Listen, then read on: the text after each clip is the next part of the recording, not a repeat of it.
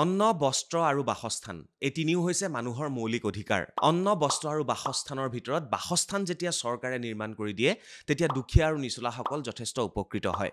চৰকাৰী তেনে এখন আঁচনি আছে আৰু যিখন আঁচনিৰ নাম হৈছে PMAYG অৰ্থাৎ প্ৰধানমন্ত্ৰী আৱাস যোজনা গ্ৰামীণ। আৰু এই প্ৰধানমন্ত্ৰী আৱাস যোজনা গ্ৰামীণৰ জৰিয়তে বহু পৰিয়াল উপকৃত হৈছে। প্ৰধানমন্ত্ৰী আৱাস যোজনা গ্ৰামীণৰ জৰীপ ইতিমধ্যে আৰম্ভ হৈছে। 17 মাৰ্চ 2025 তাৰিখৰ পৰা এই জৰীপৰ কাম চলি আছে সমগ্ৰ অসমত। প্ৰধানমন্ত্ৰী ডাঙৰীয়াই মোক কৈছে যে অসমৰ প্ৰতিগৰাকী দুখীয়া পৰিয়ালক তেওঁ একোটাকৈ ঘৰ দিবই আৰু এইটোৱে হৈছে তেওঁৰ প্ৰতিশ্ৰুতি। নমস্কাৰ, মই চক্ৰপাণী পৰাশৰ চাবলৈ আৰম্ভ কৰিছে বাৰ্তালাপ আৰু আজিৰ এই ভিডিঅ'টোৰ জৰিয়তে প্ৰধানমন্ত্ৰী আৱাস যোজনা গ্ৰামীণৰ ঘৰ কোনে লাভ কৰিব আৰু কোনে লাভ নকৰিব তাকে আমি দৰ্শাব বিচাৰিছোঁ। প্ৰধানমন্ত্ৰী আৱাস যোজনা গ্ৰামীণৰ ঘৰ কোনে লাভ কৰিব? এটা পকী ঘৰ সকলোৰে সপোন। প্ৰধানমন্ত্ৰী আৱাস যোজনাৰ অধীনত আপুনিও লাভ কৰিব পাৰে এনে এটা পকী ঘৰ। যদি আপুনি গৃহহীন, নিঃস্ব অথবা ভিক্ষাবৃত্তিত নিয়োজিত, হৰিজন, আদিম জনজাতি আৰু আইনীভাৱে মুকলি কৰি দিয়া বন্ধুৱা শ্ৰমিকৰ লোক হয় তেতিয়া আপুনি প্ৰধানমন্ত্ৰী আৱাস যোজনা গ্ৰামীণৰ ঘৰ লাভ কৰিব। এতিয়া আপোনালোকৰ মনলৈ হয়তো প্ৰশ্ন আহিছে, প্ৰধানমন্ত্ৰী আৱাস যোজনা গ্ৰামীণৰ ঘৰ কোনে কোনে লাভ নকৰিব?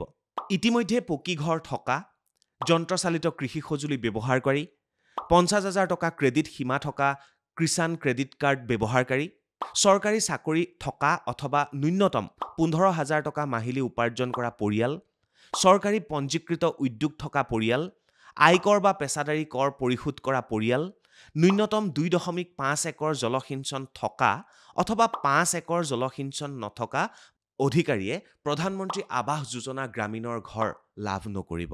মই ইতিমধ্যে আপোনালোকক জনাইছিলোঁ যে প্ৰধানমন্ত্ৰী আৱাস যোজনা গ্ৰামীণৰ জৰীপৰ কাম আৰম্ভ হৈ গৈছে। সাম্ভাব্য হিতাধিকাৰী চিনাক্তকৰণৰ বাবে আৱাস প্লাছ 2024ৰ জৰীপ আৰম্ভ হৈছে। প্ৰথমে অসমৰ গাঁৱে গাঁৱে সজাগতামূলক সভাৰ আয়োজন কৰা হৈছে। অসম ৰাজ্যিক গ্ৰামীণ জীৱিকা অভিযানৰ সখীসকলৰ সহায়ত প্ৰাথমিক জৰীপৰ কাম ইতিমধ্যেই চলি আছে। এই জৰীপত সহযোগিতা কৰিছে আত্মসহায়ক গোটসমূহেও।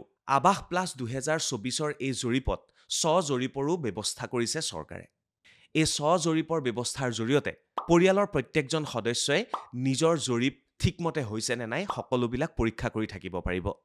এইখিনিতে আপোনালোকে এটা কথা মনত ৰখাটো ভাল যে পৰিয়ালৰ প্ৰতিজন সদস্যই এই জৰীপ কৰিব পাৰিব। আধাৰৰ জৰিয়তে eKYC আপোনালোকে সংযোগ কৰিব লাগিব। কেৱল সিমানেই নহয়, নথিপত্ৰ সকলোবিলাক শুদ্ধকৈ আপোনালোকে তাত সংযোগ কৰিব লাগিব।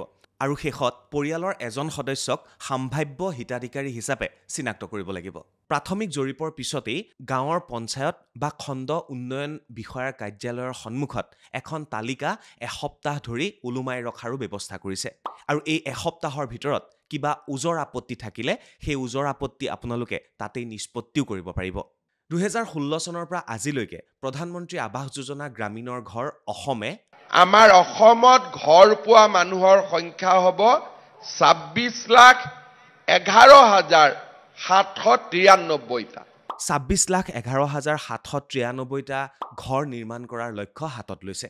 আৰু ইতিমধ্যেই প্ৰায় 20 লাখতকৈও অধিক ঘৰ প্ৰধানমন্ত্ৰী আৱাস যোজনা গ্ৰামীণৰ জৰিয়তে অসমৰ বিভিন্ন প্ৰান্তত নিৰ্মাণ হৈ আছে। গতিকে শুদ্ধ আৰু সঠিক তথ্য আগবঢ়াই প্ৰধানমন্ত্ৰী আৱাস যোজনা গ্ৰামীণৰ এই চৰকাৰী ঘৰ আপুনিও লাভ কৰিব পাৰে। ভিডিঅ'টো চোৱাৰ বাবে ধন্যবাদ। চাই থাকিব বাৰ্তালাপ। ধন্যবাদ।